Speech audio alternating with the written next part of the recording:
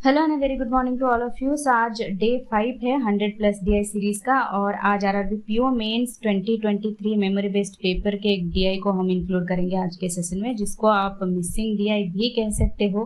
But anyways हम table में given है तो हमेशा टेबल अगर गिवन होता है और कम डेटा आपको गिवन है, जैसे कि आप कम कह सकते हो या फिर ज़्यादा है यहाँ पे, जैसे कि ये 1.25x है, ये XY है, ये मिसिंग है, तो बहुत ज़्यादा मिसिंग है और पहले टेबल निकाल लो फिर क्वेश्चन सॉल्व करना इजी होगा। ठीक है, चलो now let's begin the session. यहाँ पे DI है, बाकी और DI आप सॉल्व करना चाहते हो तो इस PDF को डाउनलोड करके आप कर सकते हो, जिसका लिंक आपको डिस्क्रिप्शन बॉक्स में मिल जाएगा। ठीक है, चलो देखो क्या कह रहा है यहाँ पे।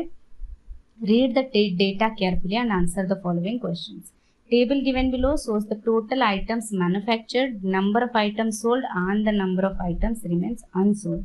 Some of the items are missing in from the table, जो कि यहाँ पे हमने कहा है मिसिंग है कुछ, ये मिसिंग है, ठीक है, जो कि गिवन नहीं है। ठीक है, एनीवेज हम क्या करते हैं यहाँ पे और डेटा गिवन है वो पढ़ते हैं। नोट में क्या कह रहा है, टोटल आइटम्स मैन्युफैक्चर्ड, यानी ये इसका इज इक्वल टू क्या कह रहा है, total items sold and total unsold items. मतलब ये और ये इसको ऐड करेंगे तो सोल्ड प्लस अनसोल्ड करेंगे तो हो जाएगा मैन्युफैक्चर्ड आइटम।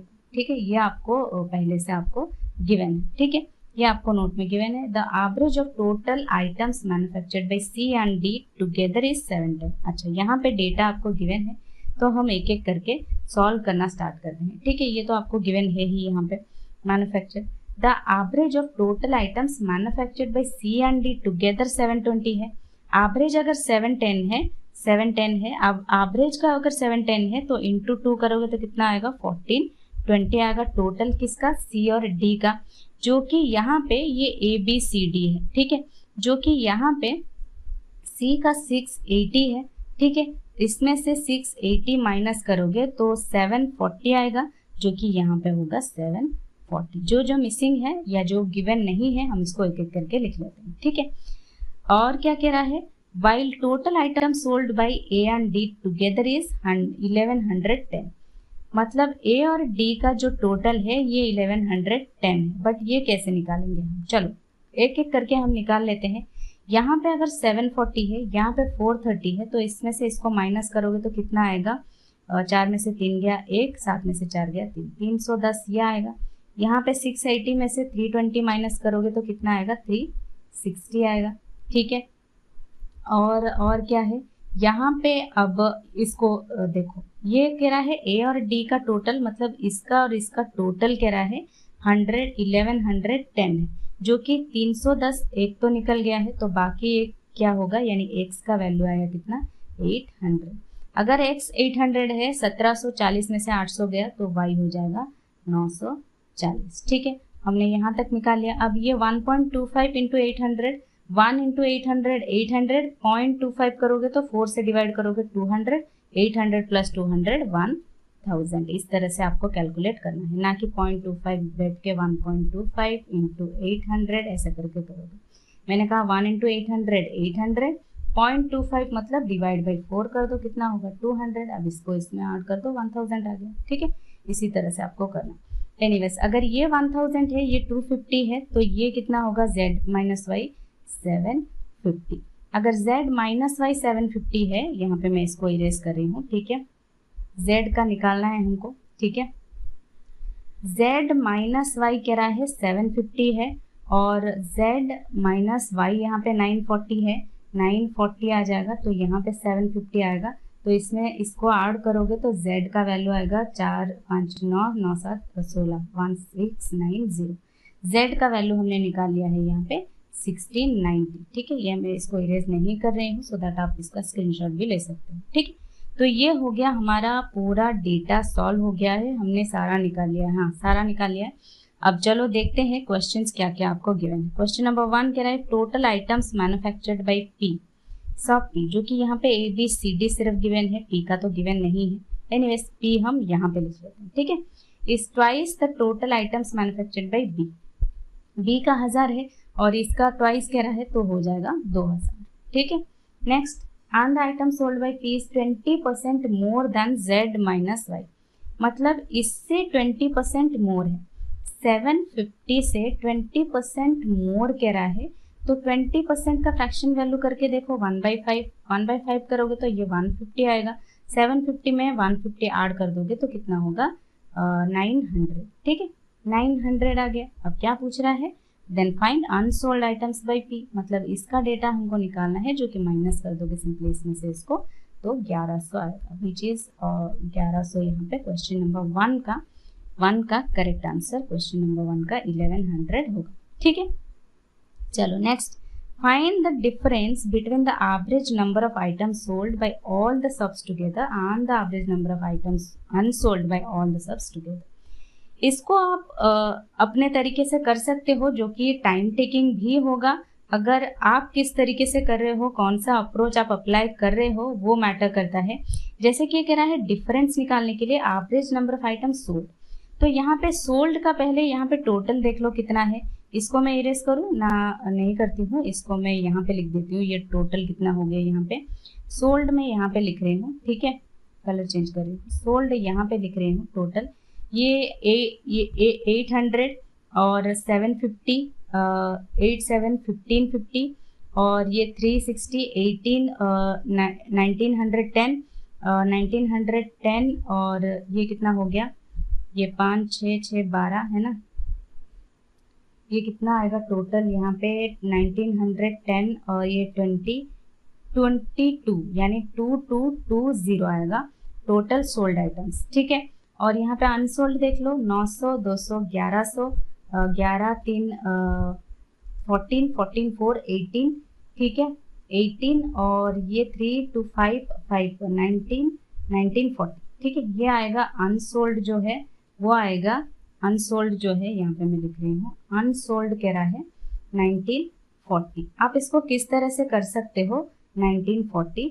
या तो आप इस तरह से कर सकते हो कि इसका एवरेज निकालो डिवाइड बाय 4, इसका एवरेज निकालो, कितना आएगा 4 5 जा 20 5 जा 20 5 जा 20 5 5 5 4 कितना आएगा 4 4 जा 16 4 8 जा 32, ठीक है, और 4 5 जा 20।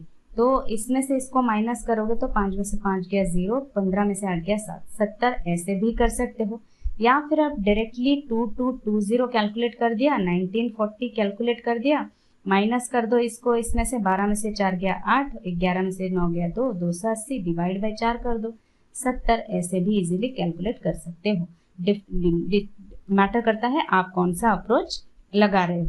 ठीक है, ऐसे करोगे तो टाइम टेकिंग होगा, डेफिनेटली इस तरह से करना कि इसमें से इसको माइनस कर देना, फिर जो आएगा उससे उसको 4 से डिवाइड कर देना, जो कि 17 आएगा ही आंसर। ठीक है, नेक्स्ट क्वेश्चन क्या कह रहा है, number of items sold by A is what percentage more और less than number of items unsold by सी।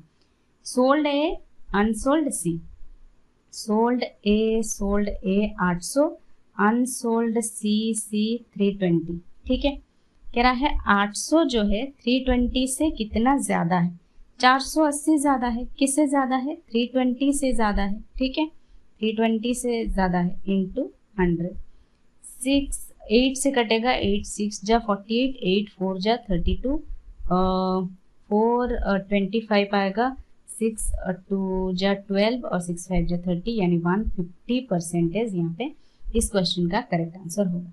ठीक है, सो इसी तरह से आपको निकालना है, जो कि यहाँ पे आपने देखा वैल्यू निकाल दिया, तो आप इजीली 5 से 7 मिनट में कर सकते हो। मैंने आपको समझाया तो आपके लिए इतना टाइम लगा, अगर आप करते हो तो कुछ बिना पेन पेपर के भी हो सकते हैं।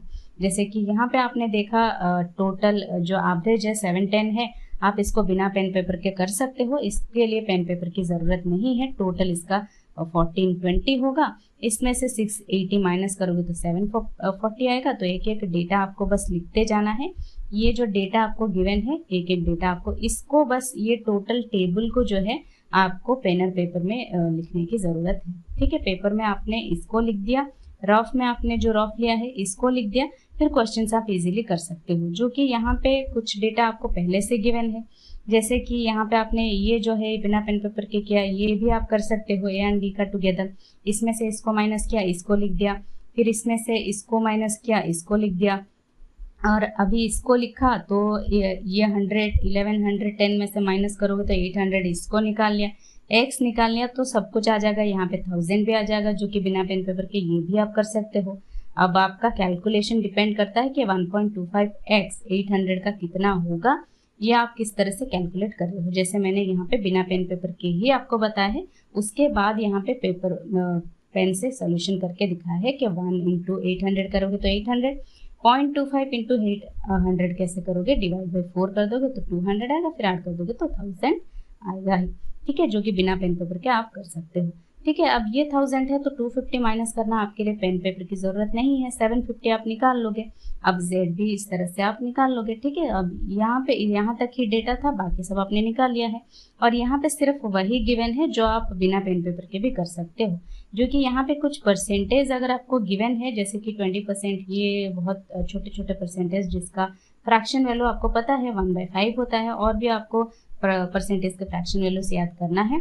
तो परसेंटेज का क्लास अगर आपने नहीं देखा है तो वो देखकर जा सकते हो, वो सो दैट वहाँ पे जो भी परसेंटेज गिवन हो, ट्रिकी परसेंटेज गिवन हो, जैसे 33.33, ये तो आप सभी को पता होगा ही। इस तरह से और भी जो भी होते हैं 16.67% या 12.5% का 1/8 होता है।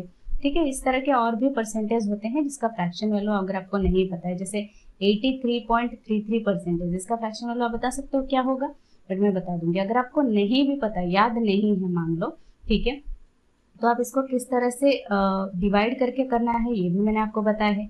इसमें 33.33 आपको दिख रहा है तो लिख दो, 33.33 आपने लिख लिया, फिर माइनस करोगे तो एक आएगा 50%, इसका तो आपको पता है 1/2 होगा, इसका 1/3 होगा, दोनों का ऐड कर दो, कितना होगा 5/6 होगा। सिंपली आपको अगर आप इसका फ्रैक्शन वैल्यू 5/6 याद नहीं है तो भी आप इसको 2 पार्ट्स में डिवाइड करके कर सकते हो। किस तरह से करना है ये मैंने परसेंटेज क्लास में आपको बताया है, बाकी अदर क्लास में भी मैंने हमेशा परसेंटेज जब भी आया है उसको किस तरह से आपको फ्रैक्शन वैल्यूज निकालना है ये बताया है। ठीक है, अगर आपने नहीं देखा है तो अरिथमेटिक क्लास से जाकर परसेंटेज क्लास देख सकते हो। अभी मैंने रिसेंटली भी परसेंटेज क्लास मैंने आपको प्रोवाइड करी थी, वहाँ से देख सकते हो। ठीक है, so that's all for today. कोई और डाउट या क्वेरी हो आप कमेंट सेक्शन में पूछ सकते हो। ये एक इम्पॉर्टेंट DI था जो हमने कर लिया है। ठीक है, अभी RRB PO मेंस में जितने भी DI थे, RRB PO mains memory based papers के जितने भी DI थे वो हमने सॉल्व कर लिए हैं। इसके बाद क्लर्क मेंस के करेंगे, SBI PO क्लर्क के करेंगे, IBPS PO क्लर्क के भी करेंगे। ठीक है, और आपको कोई और DI पजल सॉल्व कराना हो तो वो भी आप मुझे कमेंट सेक्शन में कमेंट कर सकते हो कि ये DI मैम सॉल्व करवा दीजिए। ठीक है, सो दैट मैं उसको कंसिडर करूँ। ठीक है, so that's all for today, bye bye, take care.